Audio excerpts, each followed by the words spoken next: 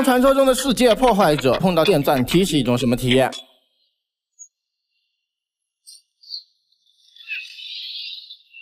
好的，我宣布第期就此完结。好吧，小明哥当然是化险为夷了。不过要说为什么会出现这种事情，那么一切都要从这个诡异的世界说起。没错，这次的小明哥等人来到了假面骑士亚吉陀的世界。刚来到这个世界的他们，一时之间还以为他们回到了空我的世界，因为这里不但将怪人叫做古朗基，同时电视上正在打怪的警察，还有着神经断裂弹这种特殊装备，一切都和空我的世界如出一辙。就在小明哥以为空我即将出场的时候，好家伙，你竟然还记得自己是空我啊！还没等小明哥吐槽，那位重量级嘉宾就登场了。没错，这是假面骑士 G3X。不过这次 G3X 的驾驶员显然有点捞，想抓住汽车去打怪，可惜控制不好力度，差点痛击队友。抡起大宝剑砍怪，动作也是僵硬无比，最后只能用起现代科技，这个怪人一顿突。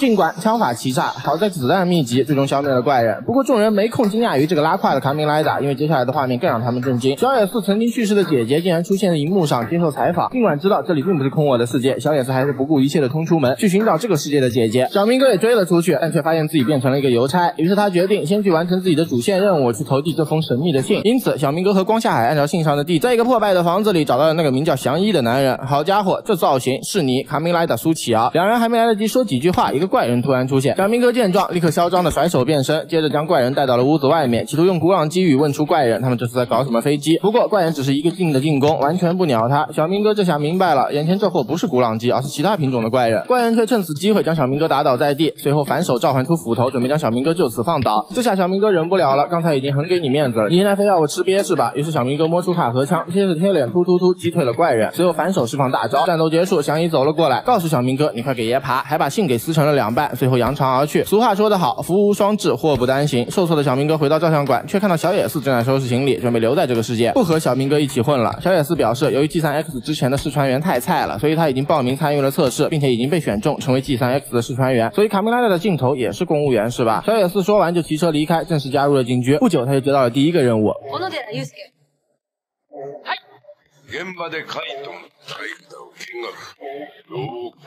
好家伙，平成老大哥不但当起了公务员，还要成为海东这个世界怪盗的学徒，这到底是怎么回事呢？其实是小野寺自己明知道这个世界的8代警官并不认识自己，但他还是想要帮助这个世界的姐姐，于是趁着小明哥没空，他就报名参与了 G3X 装甲的试穿训练。他本想在这个姐姐负责的项目中大放异彩，然后在不断的训练之中，出现了一位重量级对手，那就是不知道为何出现的海东夫人。海东凭借着超强的体力，在各项训练中碾压了小野寺，最终成为了 G3X 装甲的首席试穿员，而小野寺就只能成为他的替补了。不得不说，空我的脸都让你兜光了。不过面对着紧急命令，接到任务的2人还是抵达战场。小野寺本以为海东可以发挥出 G3X 装甲的威力，帮姐姐证明这个项目的成功，却没想到海东夫人做的第一件事竟然是脱掉了装甲，随后举枪变成中旗，接着二话不说反手插卡，在躲避了怪人的攻击之后，轻松召唤出了假面骑士雷霆和德尔塔3个 ADC 一同猛射，转眼之间就消灭了一个古朗基怪人。不想2个天使怪人乱入战场，瞬间锤爆了另一个古朗基，然后朝着海东杀了过来，战场变成了3打2的局面。海东夫人正想组织起第2次进攻，可又有人乱入战场，和天使打在了一起。海东立刻认出这是基奥斯，也就是还没有觉醒成为亚吉陀的人。基奥斯凭借着凶狠的进攻，没用多久就解决了2个天使。接着他转向海东和小野寺的时候，一位品红靓仔及时赶到，拦在双方中间。原来这个基奥斯就是祥一。小明哥原本想再去找祥一谈一次，表示自己想要保护他，而这也招来了光下海的官方吐槽。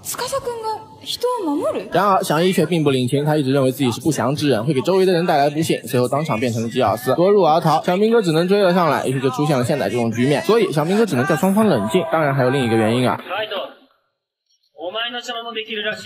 海东夫人哪能受得了这种气，当即刷卡准备进攻，小明哥也准备对敌，却没想到上演了肉身扛电钻的名场面。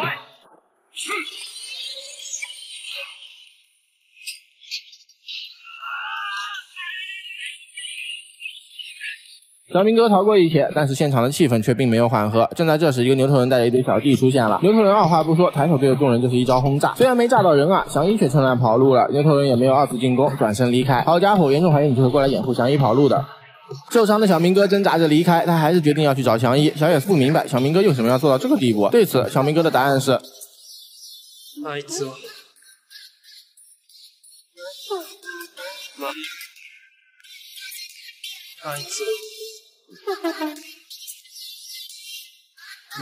小明哥再次找到了祥一，原来祥一拿走他的腰带，是认为小明哥失去了作战能力，就不会再以保护为由接近自己了。不过看着再次出现的小明哥啊，祥一只能使出一招神罗天真，将小明哥无情推开，随后自己挣扎着跑路。但他没想到小明哥坚持不抛弃不放弃，又一次找到了他。而小明哥如此的死缠烂打，是因为他看过了那封寄给祥一的信。原来祥一和八代警官曾经一起开发 G3 系统，然后某一天祥一突然觉醒了强大的力量，随即就莫名其妙开始遭到天使怪人的追杀。于是祥一为了不连累别人，决定退出行动，自己躲起来。但八代警官并不知道这些，因此非常伤心啊。而小明哥觉得只要保护好祥一，八代警官就会开心了。八代警官开心了，小野寺就会开心。好家伙，绕了一大圈，竟然是为了小野寺。我愿称你为傲娇王者。两人正说着呢，怪人再一次出现，于是祥一将腰带扔给小明哥，自己则变成基尔斯上前战斗。不过这次他的对手不只是怪人，小野寺穿的 G3 装甲也找到了他。原来小野寺从光下海那边也了解了姐姐和祥一的事情，也是准备把他带回基地，但祥一肯定是不干的，毕竟哪个傻帽会和你一样自己能变身，非要穿 G3 呢？于是毫无预兆的这两货就比划了起来。随着东大妈的祖传转场，战场来到了祖传排水区，两人正要开始进行亲切友好的交流，怪人再次出现。这次 G3 终于发挥了自身的威力，一炮清除，消灭了所有怪人。而这也让祥一感受到了八代的心意。原来八代为了保护祥一，一直在加强 G3 装甲。不过还没等他感动完，大片的敌人再次包围了上来。这次轮到海东夫人登场了。突然出现的海东夫人召唤出假面骑士剑，和怪人打成一团。别问为什么这集海东夫人戏份这么多，可能是因为明勇没来吧。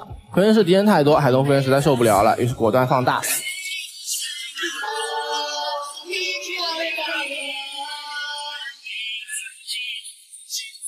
小怪打完 ，BOSS 该登场了。伴随着祖传爆炸，牛头人出现在众人眼前，而海东夫人也被炸到一旁，这也给小明哥提供了收人头的机会。小明哥虽然来迟了，但还是进行了正义宣言。以牛头人为代表的天使怪人之所以一直追杀祥一，是因为他们觉得人类不应该拥有如此强大的力量。不过人类实际上早就拥有了比他们更强的力量，那就是人与人之间的羁绊。随后下定决心的祥一也召唤出了亚基托腰带，而这也迫使怪人问出了那个经典问题。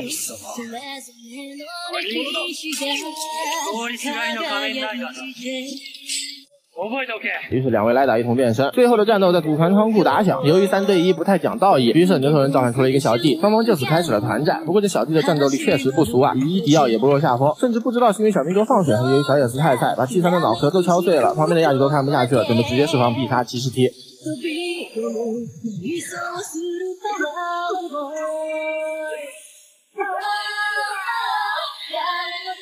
现在就剩下牛头人一个了，于是为了让主角秀操作，正好又来到了祖传码头。小明哥也不客气，直接释放技能。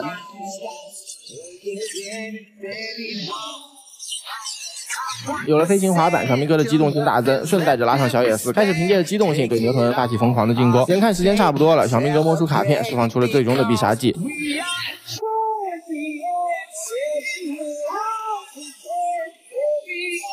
就这样，亚基头的世界被守护了，而小野寺也选择回归主角团，跟随小明哥前往下一个世界。那么失踪的海东夫人去了哪里？接下来他们会发生什么样的故事呢？下一期电王的世界，小明哥的噩梦名场面进行期待。